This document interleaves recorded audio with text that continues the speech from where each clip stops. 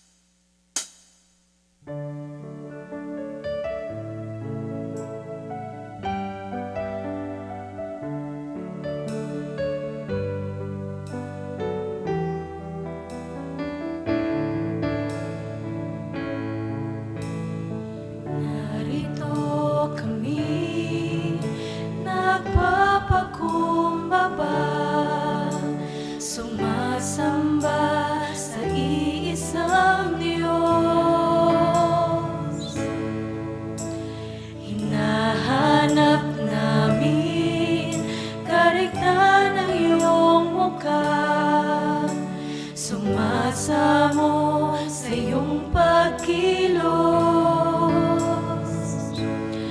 at sa himig na hain, tanging dalangin. Kami katagpuin, iparanas mo sa amin ang iyong kapangyarihan.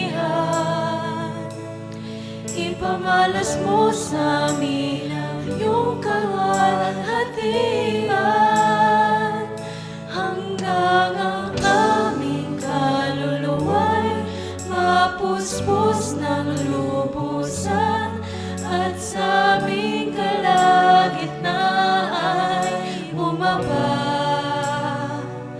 ang kalangitan. Dakila ang iyong ngalan.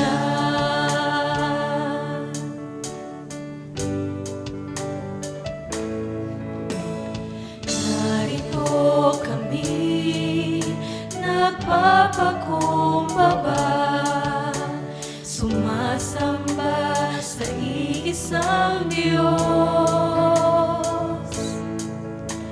Hinahanap namin kariktan ng iyong mukha, sumasamo sa iyong pagkilos, at sa himig na hain, tanging dalangin. Kami katagpuin, iparanas mo sa amin ang iyong kapangyarihan. Ipamalas mo sa amin ang iyong kalwalhatian, hanggang ang aming kaluluwa'y mapuspos ng lubusan, at sa aming kalagitnaan ay bumaba ang kalangitan. Dakila ang iyong ngalan. Iparanas mo sa amin ang iyong kapangyarihan. Ipamalas mo sa amin ang iyong kalwalhatian, hanggang ang aming kaluluwa'y mapuspos ng lubusan, at sa aming kalagitnaan ay bumaba ang kalangitan. Dakila ang iyong ngalan.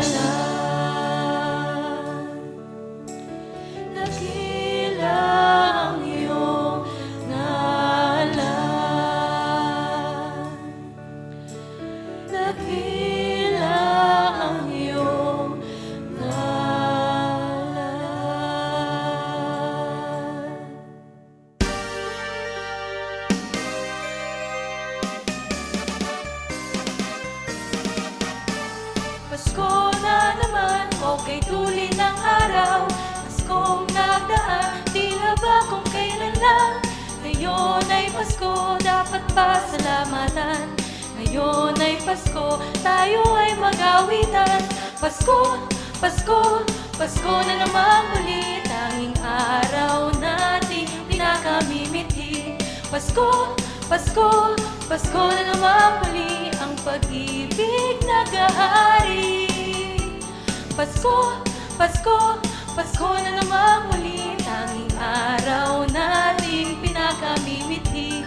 Pasko, Pasko, Pasko na naman muli, ang pag-ibig naghahari.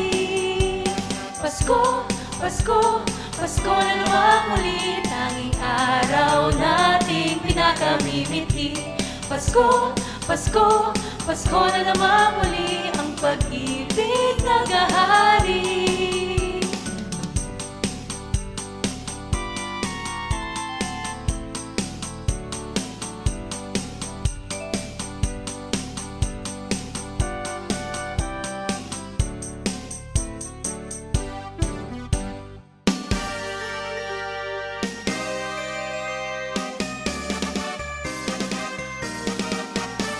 Pasko na naman, okay tulid ang araw. Paskong nagdaan, tila ba kung kailan lang. Ngayon ay Pasko, dapat pasalamatan. Ngayon ay Pasko, tayo ay mag-awitan. Pasko, Pasko, Pasko na naman muli, tanging araw nating pinakamimiti. Pasko, Pasko, Pasko na naman muli, ang pag-ibig naghahari. Pasko, Pasko, Pasko na naman muli, tanging araw nating pinakamimiti. Pasko, Pasko, Pasko na naman muli, ang pag-ibig naghahari.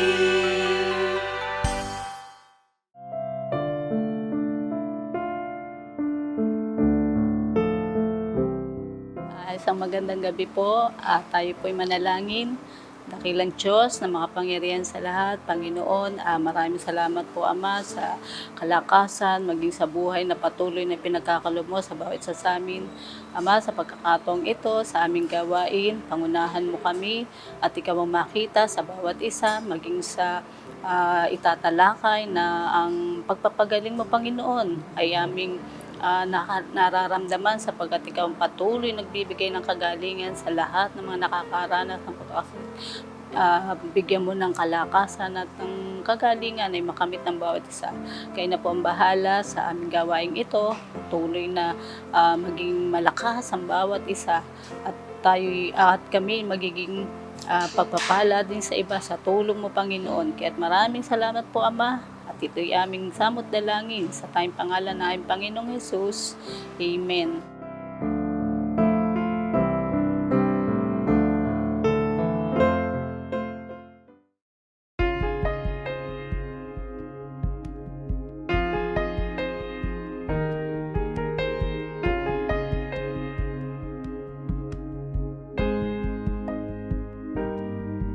If my heart is overwhelmed and I cannot hear your voice, I hold on to what is true, though I cannot see. If the storms of life they come and the road ahead gets deep, I will lift these hands in praise, I will believe. I remind myself of all that you've done and the life I have because of your Son.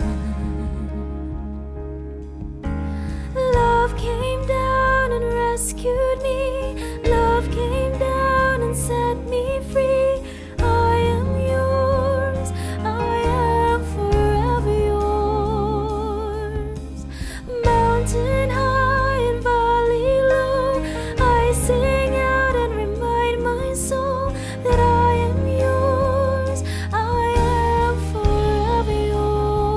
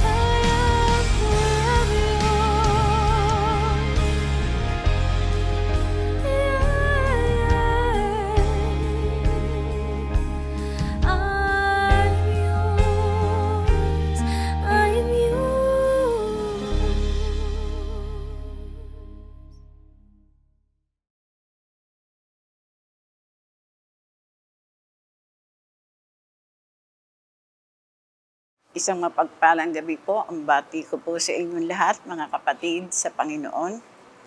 Napakahalaga po ng ating pag-uusapan sa gabing ito patungkol sa healing o pagpapagaling. Sa panahon po ng simbang gabi ay ating inaalaala ang isang napakaganda at kasiyasihan ginawa ng Diyos.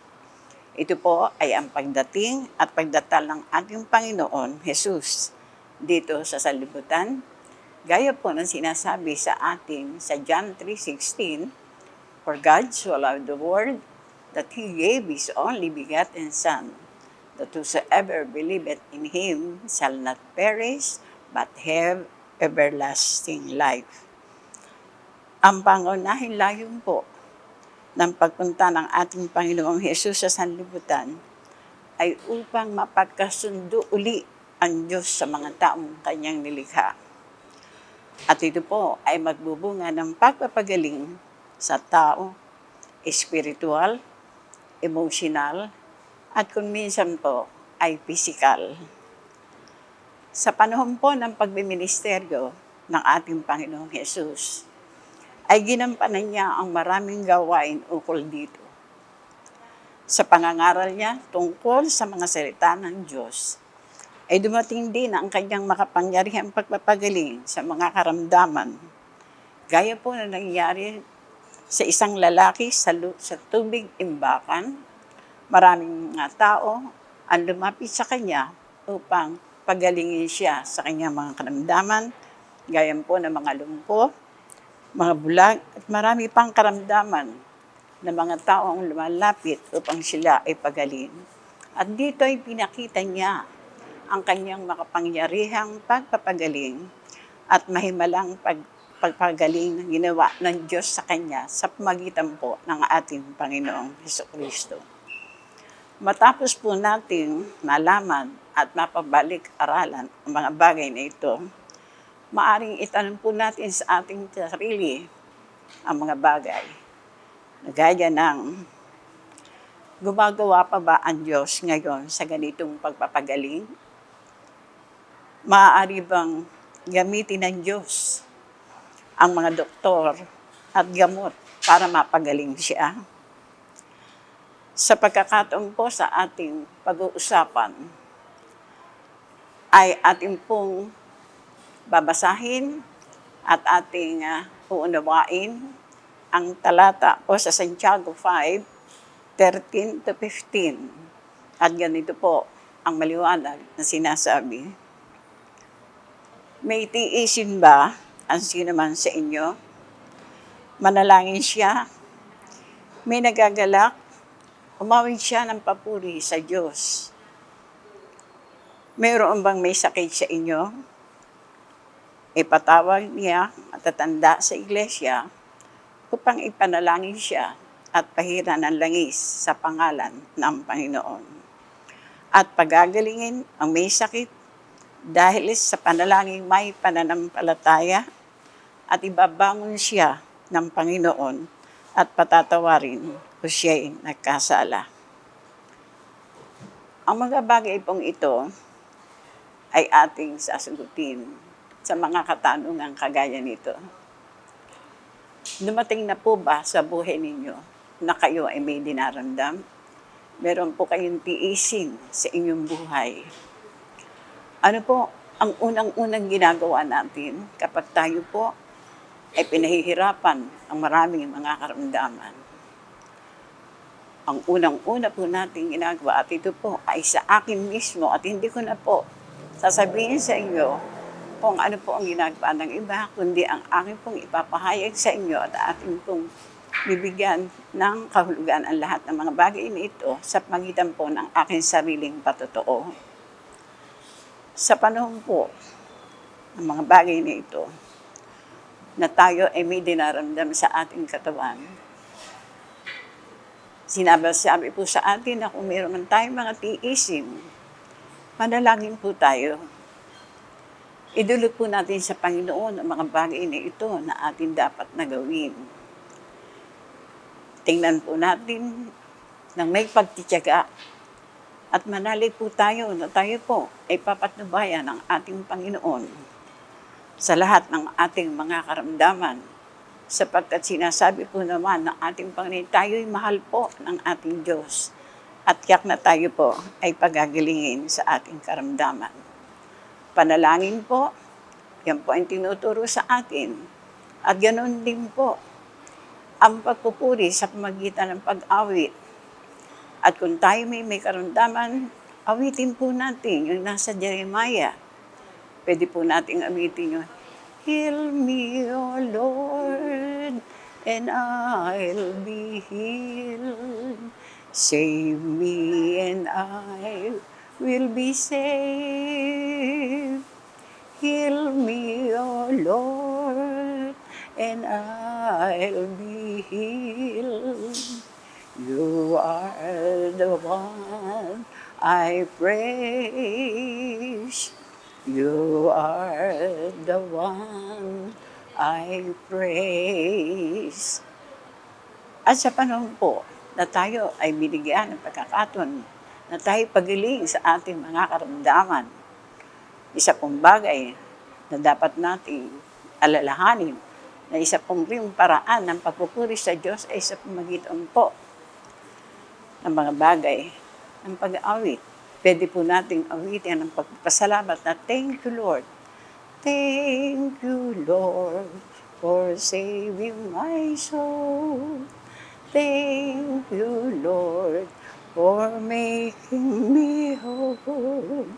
Thank you, Lord, for giving to me thy great salvation so rich and free.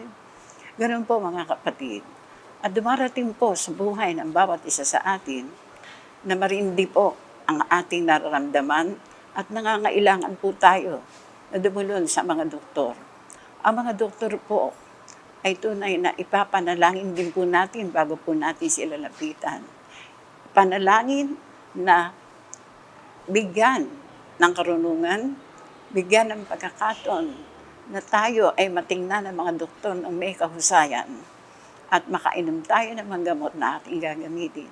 Sapagkat ang Diyos po ay gumagamit ng iba't ibang paraan ng pagpapagaling. At ito po ang isang bagay na dapat nating paniwalaan. Gumagamit po ang Panginoon ng doktor at tayo po ay makakalapit.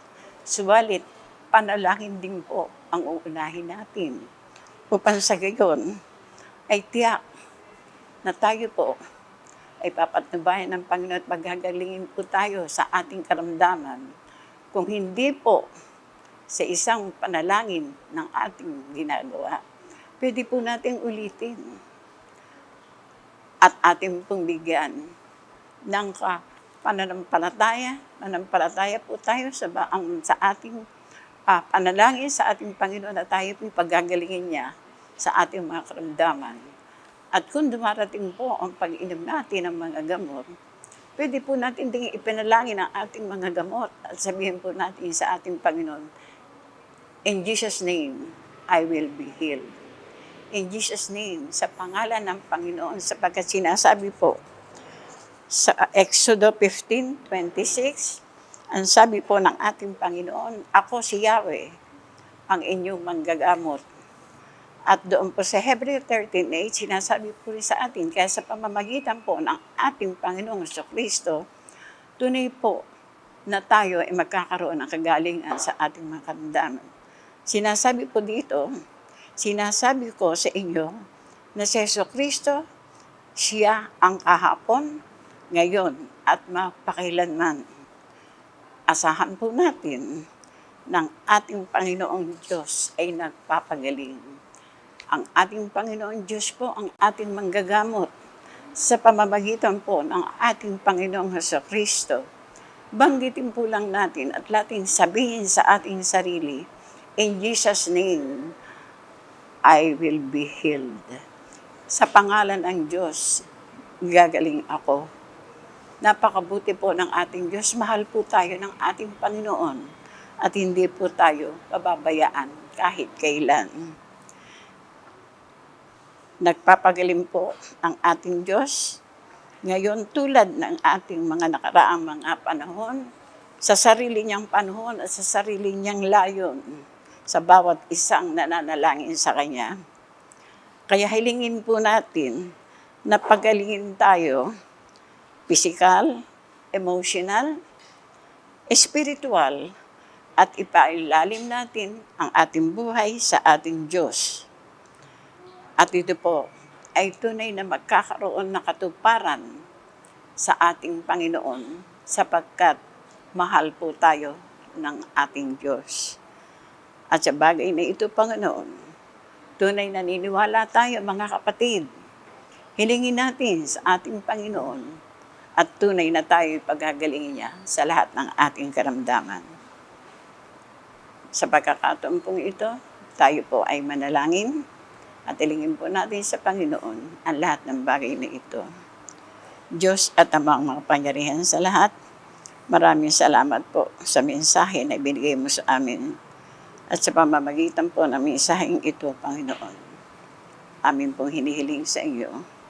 Bigyan niyo po ng pagkakataon ang lahat ng mga anak mo na sila o kaming lahat, Panginoon, ay matutong dalhin sa iyo at panalangin namin ang kagalingan ng bawat isa sa amin sapagkat naniniwala kami na ikaw ay makapangyarihan Diyos.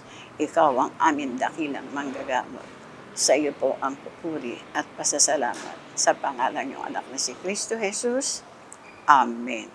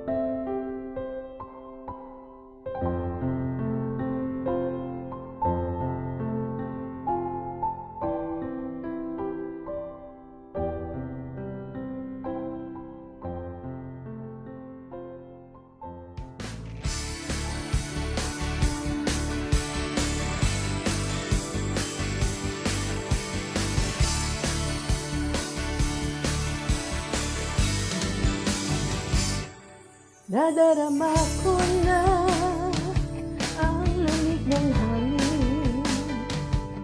Naririnig ko pa maliliit na tinig. May dalang tansang pinagsama-sama't ginawang tamburi. Ang mga parol ng bawat tahanay nagniningning. Ibang mukha ng saya, himig ng Pasko'y nadarama ko na.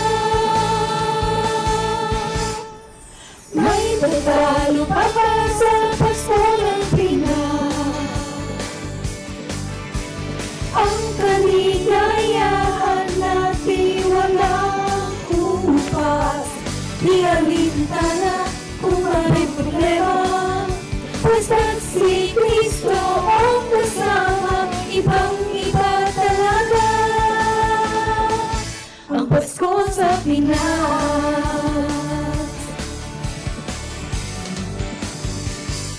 May simpleng regalo na sininong at sininang para sa inaanak na nag-aabang. Ang buong pamilya ay magkakasama at laging may ngiti. Ayan na ang barkada, ikaw ay niyayaya para magsimbang gabi. Ibang mukha ng saya, Pasko'y nadarama ko na. May tatalo pa ba sa Pasko ng Pinas? Ang kaligayahan natin walang kupas. Di alintana kung may problema, basta't si Kristo ang kasama, ibang-iba talaga. Ang Pasko sa Pinas, ibang-iba talaga. Kahit saan ikumpara, may makikita na hindi maintindihan.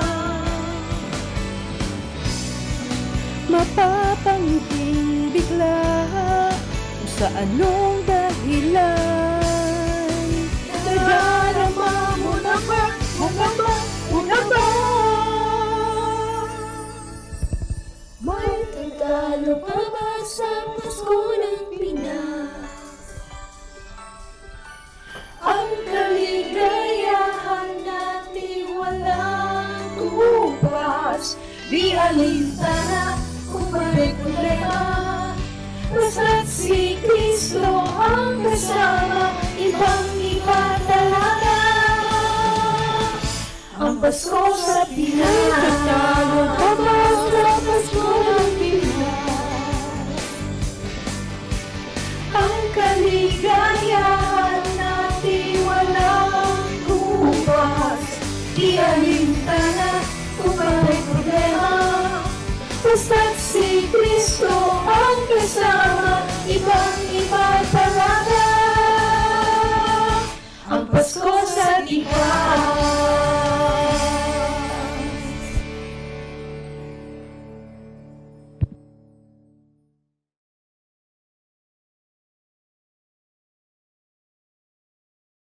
O dakilang Diyos na makapangyarihan sa lahat, maraming salamat po Panginoon sa natapos namin gawain sa ito. Dinadalain ko mahal Panginoon na maraming salamat po sa pagpapagaling mo po sa amin. Ganon din maraming salamat po sa naging speaker namin sa ito, sa mga nanonood sa online. Maraming salamat po at naisagawa po namin ang aming gawain sa natapos po namin gawain. Pagpalain niyo po ang mga nasa aming mga tahanan, gabayan mo po bawat isa sa amin. Ito po ang samot dalangin ko po sa matamis na pangalan ni Jesus. Amen.